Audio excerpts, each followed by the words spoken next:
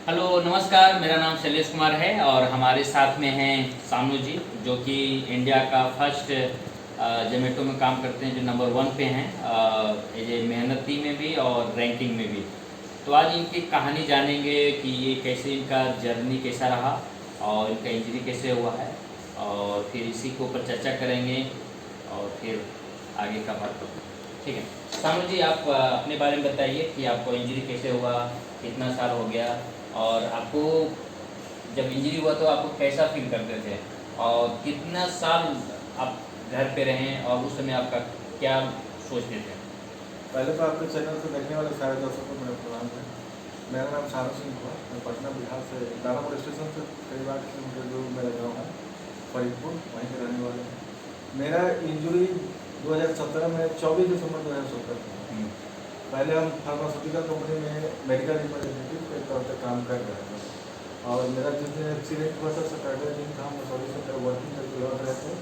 Truck वाले ने धक्का मारा था, इस तरह से गड्ढे में गिर गए थे, और उस समय तो पता नहीं था, मतलब हम तो बेहोश हो गए थे।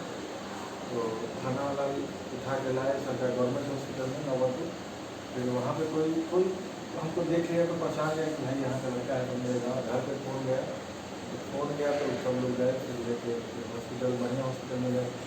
अच्छा से ट्रीटमेंट हुआ, और ट्रीटमेंट के बाद हमको तो, हम मेडिकल लाइन में रहते हुए भी हमको समझ में नहीं आया कि मतलब प्रॉब्लम क्या है। डॉक्टर भी बोला कि 4-5 महीने 6 महीने में आप चले जाएंगे। शुरू में आभास नहीं था कि मतलब इस चीज़ ऐसा है वैसा कुछ हो जाएगा। लाइफ थोड़ा डिफिकल्ट रहा। सो जैसा कि आप बताएं कि आप मेडिकल फील्ड में थे मगर फिर भी कुछ भी अवेयरनेस नहीं था, तो आपका जो भी आए लोग हॉस्पिटल पहुंचाएं, उसके बाद आप कितने समय तक जब मतलब सोसाइटी से कनेक्ट हुए या जो स्पाइनल कोड इंजरी उनसे कनेक्ट हुए, उसके बाद कब तक आपको लगा कि नहीं हमको एक दिन ठीक हो जाएंगे, और उस पीरियड में आप क्या क्या एक्टिविटी करते थे अपने आप को ठीक होने के लिए या अपना टाइम पास करने के लिए, और कितना समय आप बिताएं, और जब हम लोग से जुड़ें और उसके बाद आज सब कुछ कर पा रहे हैं, तो वो उसका जो जर्नी है आप उसको साझा कीजिए। पहले तो हॉस्पिटल से आए तो फिजियोथेरेपी वहाँ भी शुरू कर दिए थे। तो घर पे आए तो मेरा अच्छा हॉस्पिटल था सोमना मोड़ पे, तो हाईटेक हॉस्पिटल, तो वहाँ से फिजियोथेरेपिस्ट आते थे। हमको एक्सरसाइज लगते थे, 2 महीने में ठीक रहेंगे, 3 महीने में ठीक हो जाएंगे। ऐसे ही करते करते मेरा 4 साल बीत गया। उसी बीच में 2019 में आपका एक कोई मीटिंग चल रहा था, उसमें हम आपसे कनेक्ट किए।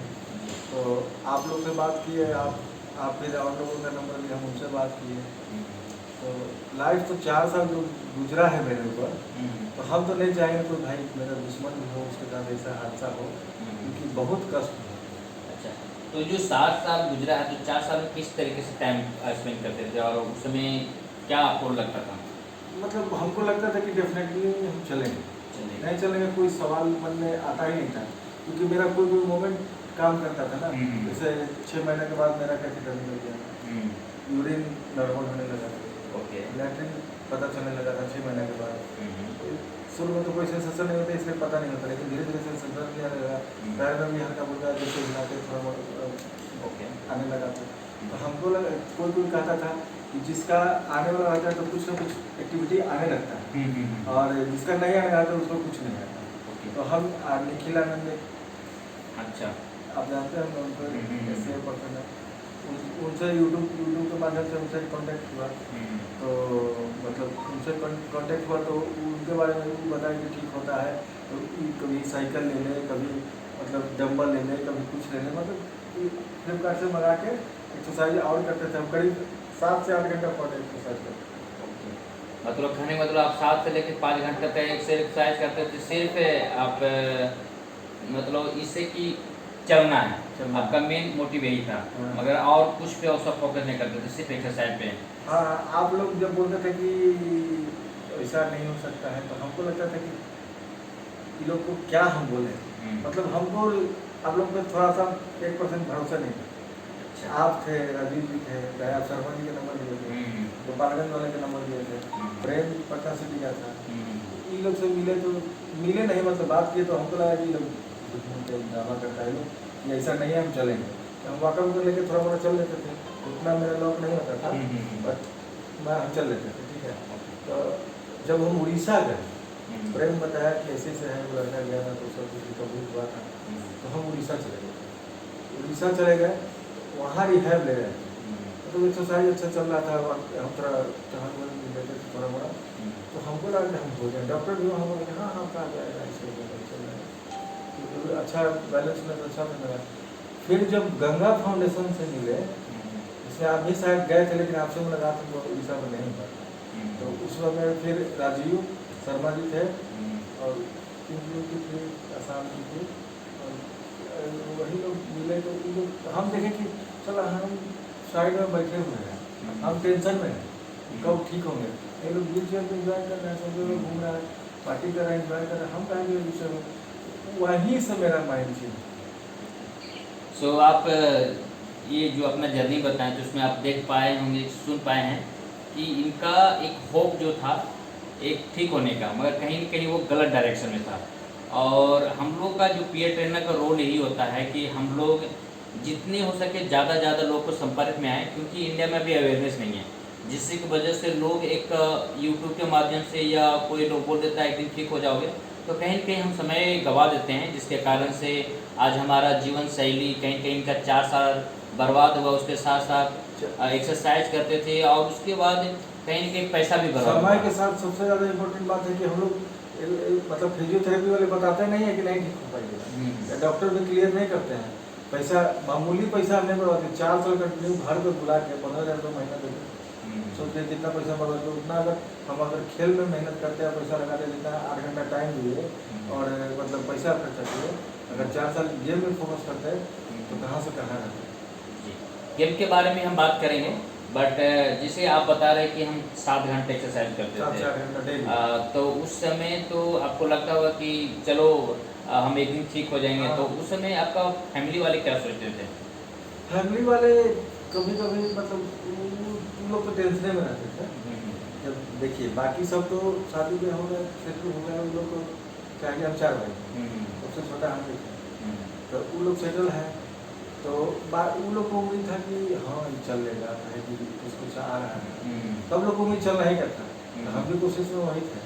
हम पॉजिटिव रहते हैं, हम नेगेटिव सोच भी नहीं करते हैं कि नुकसान क्या होगा, जो फायदा होगा बस उसी के बारे में सोचते हैं, लेकिन गलत सोचते हैं, नेगेटिव का भी सोचना चाहिए। ओके, तो कहीं न कहीं ये बताएं कि इनका परिवार वाले का भी था कि एक दिन ठीक हो जाएंगे, तो बाकी जैसे जैसे लोगों के संपर्क में इनका ग्रो हुआ, बट उसमें एक चीज़ और भी हम पूछना चाहते हैं कि जैसे कि आप बहुत सारे आपका जो घर का फैमिली और भी जो आपके दूर दराज का फैमिली थे या गांव वाले लोग थे, तो उन लोग किस तरीके से क्या क्या पूछते थे, मतलब जब भी मिलते थे तो उनको आप किस तरीके के जवाब देते थे? नहीं, गाँव घर में सोने के मिला, अब कहानी खत्म। अच्छा, अच्छा हुआ नहीं, अच्छा लगा था कोई बुरा हुआ, हर तरह के लोग हैं ना, कोई आपके लिए अच्छा भी सोचता है, कोई आपके लिए बुरा भी सोचता है, तो उसके हम कुछ कर नहीं कर सकते हैं, जिसको जो मर्जी भाई सोच, मतलब 90% 80% निगेटिव ही आता था कि अब कहानी खत्म है, ऐसा है वैसा है। ओके, तो हमें भी इसी के ऊपर एक याद आ गया कि जब हमें इंजरी हुआ था तो लोग भी बोलते थे कि बेचारा को बहुत कष्ट है, इससे अच्छा तो इसका देहांत हो जाता है। हाँ, तो कहीं न कहीं इस तरीके का कमेंट आता है, तो हम सिर्फ सोचते थे सब मेरे साथ, मगर ये साथ इनके सामने जी के भी साथ हुआ है और ऐसे और न जाने किनके साथ हुआ। तो ये वीडियो बनाने का मकसद यही है कि रियलिटी को समझना है, जो कि रियलिटी जब तक हम नहीं समझेंगे जब तक आगे नहीं बढ़ेंगे। जैसे ये उन्होंने 4 साल समय दिए, 15,000 रुपया मंथली खर्च होता था, सिर्फ सामान अलग अलग जो भी लोग बोल देता था वो लेते थे, मगर एक समय इनका आया कि उन्होंने एक्सेप्ट किए और ये अपना नज़रिया बदलें, आज ये अपना काम खुद से कर पा रहे हैं। तो अब ये बताएंगे कि अपना काम किस तरीके से किए हैं, उसमें क्या क्या उनको दिक्कत का सामना करना पड़ा और वह कब इनका मानसिकता चेंज हुआ, इसके बारे में बताइए। तो वही उड़ीसा से जब हम सब लोगों को देखे थे ना, तो उसी समय मेरा मेंटलिटी चेंज हो कि अब हमको जो इतना 4-5 साल टाइम वेस्ट किए, अब हमको कुछ ना कुछ करना है, चाहे कुछ भी करेंगे, मतलब करेंगे ही करेंगे। वहीं से वही जो उन लोग का गंगा फाउंडेशन वाले को देखे, जब उन लोग का ख़त्म हुआ तो हम भी 5 दिन बाद टिकट करा लिए और हम चले गए गाँव। तो जब गाँव आ गए तो फिर आपका कॉल आया कि पटना में बास्केटबॉल का कैंप हम लोग लगा रहे हैं, तो आ जाइए। तो हम भी सोचे कि मौका अच्छा है, हम भी सोचे बैठ के हम कभी बाहर अकेले गए नहीं, हम सोचे चलते हैं देखते हैं। तो आ गए, आप लोग के साथ रहने लगे, एक्टिविटी जो आप लोग करते थे वो देख के हम भी कुछ सीखने लगे। और फिर बास्केटबॉल का मैच हुआ, हम लोग ठीक ठाक अच्छा प्रैक्टिस किए थे, तो अच्छा खेले और जीते थे आप लोग के साथ मिलकर। आप लोग का बहुत सपोर्ट रहा है मेरे लाइफ में। और फिर आप ऑफर दिए कि अगर आपको मतलब नियो मोशन का सेट मिलेगा तो पटना में इवेंटों का काम कीजिएगा। तो हम बोले कि हाँ बिल्कुल करेंगे, हम तो एक भी बात नाम न बोले। फिर आप हमको मतलब सिद्धार्थ का नियो मोशन कंपनी का जो CEO थे उनसे कॉन्टेक्ट कराया। फिर उनसे बात करते करते नाप वाप लिए मेरा, फिर सेट आया। सेट जिस दिन आया उसी दिन लेके हम पटना 5 साल 6 साल के बाद हम बैठे उस पर और लेके चले आए। रग्बी का हम लोग का पिछले साल मैच था, आपको याद होगा। आपसे हम पूछे थे कि सर से लेके आए, तो आप बोले कि देखिए अगर आपसे आने लायक है तो आ जाइए, तो दिन चलने के ऑटो पकड़ के चले जाएंगे, आप बोले थे। तो हम सोचे कि आखिर आज न कल तो हमको चलाना है, ठीक है मान लीजिए 1 घंटा का रास्ता है, 3 घंटा में तय करेंगे, धीरे धीरे जाएंगे, लेकिन करने ही से कुछ होता है। तो उसी दिन लिए, उसी दिन डिलीवरी लिए, उस दिन सेट किए और लेके यहाँ चले आए आपसे मिलने। तो हमें याद है व्हीलचेयर रग्बी का उस समय नया मिला था, तो हमारा मकसद यही रहता है कि पर्सन को अगर कॉन्फिडेंस है तो हम उसको अलाउ देते हैं, क्योंकि पहला प्राथमिकता है सेफ्टी, क्योंकि ऑलरेडी हमारा इंजरी हो चुका है और अगर हम कोई भी चीज़ नया डिवाइस इस्तेमाल करते हैं उसके बारे में पता नहीं रहता, तो इसीलिए हम कभी कभी मना करते हैं। मगर देखते हैं सामने वाले बंदे का जो नज़रिया क्या है, उनका कॉन्फिडेंस लेवल क्या है। तो सब कुछ कहीं ना कहीं इनको करना है या हमें करना है, तो फैसला कहीं ना कहीं आपको या हमको या इनको लेना पड़ेगा। तो ये सब चीज़ आपका लाइफ है तो आपको सोचना पड़ेगा। तो आज अभी का जो हमारा डिस्कशन रहा, तो आज का डिस्कशन यहीं पे हम लोग समाप्त करेंगे और दूसरे वीडियो में हम मिलेंगे।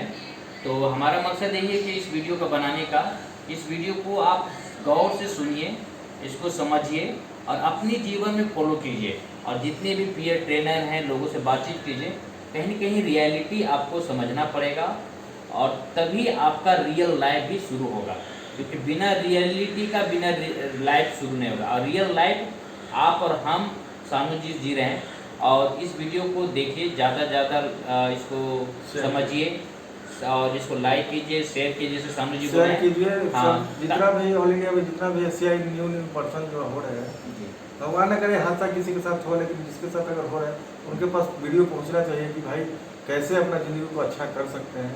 कि अभी बहुत लंबा लाइफ है भाई, बहुत कुछ करना है। ऐसा नहीं है कि व्हीलचेयर पे आ गए हम लोग तो कुछ नहीं कर रहे हैं, हम लोग भी बहुत कुछ कर रहे हैं और कोशिश भी कर रहे हैं। तो इस वीडियो को सानू जी बताएं, लाइक कीजिए, शेयर कीजिए, ताकि हर एक जन लोग तक पहुंचना है। ये कर्तव्य आपका और हमारा है, क्योंकि अगर ये अभियान में आप और हम साथ नहीं देंगे तो और कोई नहीं देगा। इसलिए आप लोग से रिक्वेस्ट है कि सभी लोग तक भेजिए, ताकि इस वीडियो को देखें और हम आने वाले समय में इसका और भी वीडियो बनाएंगे, ताकि आपको सही जानकारी, हमारा अनुभव, इनका अनुभव मिले, ताकि आपका भी जीवन में परिवर्तन आ सके। Thank you.